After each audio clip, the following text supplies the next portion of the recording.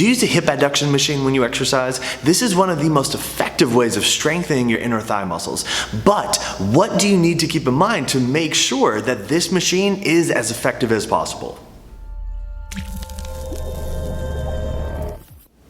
Hey, welcome back everybody to this week's episode of Trainer Tip Tuesday. Now, all month long, we're going to be talking about the hip adduction machine.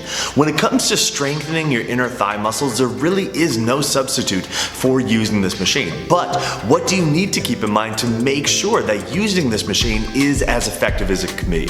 Check out this week's tip to learn. This week we're going to be talking about how to know how far apart to set the settings of the legs on the hip adduction machine.